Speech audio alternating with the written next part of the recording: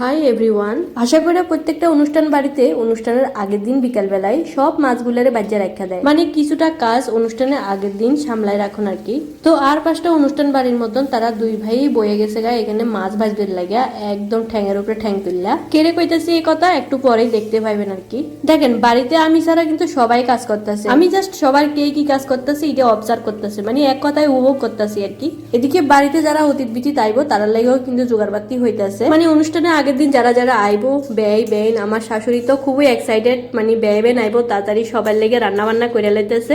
কোন সময় আইবো তার কোনো ঠিক ঠিকানা নাই। শুধু একলা শাশুড়ি না, শাশুড়ির সাথে আমার মাসি শাশুড়িও আছে কিন্তু হাত বাড়ানে। আমি তো প্রথমে ভাবছি ব্যয় বেনের রক্ত গরম করবে লেগে হাসা কাটছে, ও মা গিয়া দেখি ডিম আছে ভিতরে, এটা তো হাসিয়ে না। বিকেল বেলা আউনের কথা ছিল শাকারি, কিন্তু শাকারির কোনো দেখা নাই। 2টা বাজে গেছে, আমার শাশুড়ি প্রথম মাথা থাত হাই রে শাকারি তো এখনো আইলো না। ফোন কইরা সেটা কয় আমি তো গেলাম আপনার বাড়িতে, আমরার বাড়িতে না আয়া কার বাড়িতে জানি গেছে, কই আমরা বাড়িতে বলে আয়া শাকা বেচা গেছে।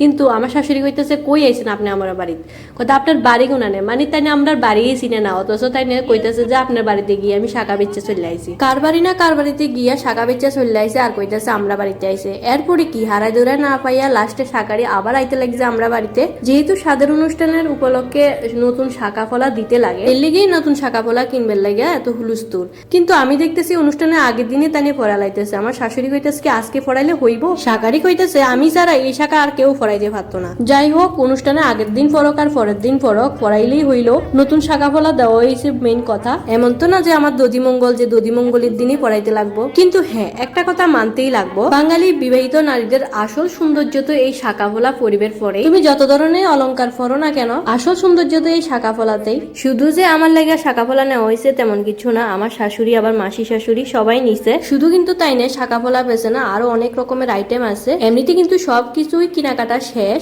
শাকা ফলাই শুধু নেওয়া হয়েছিল না। আমার শাশুড়ি কইতেছিল তুমি তো আর ভালো করে চিন্তা না, 1 নম্বরই শাকা ঘন্টা, আর তাছাড়া তাইনে খুব বিশ্বস্ত লোক, প্রায় সময় ওনার থেকেই শাকা কিনা হয়, যার কারণে তাইনের থেকেই নেওয়া হইতেছে। সবকিছু নতুন কেনাকাটা হইলো, সায়াটাই কিনা হইছে না, যাক বাঁচা গেছে। তাইনের কাছে কিন্তু সায়াটা আসিল। আজকে লেগে এতটুকু দেখা হইতেছে পরের ভিডিওতে।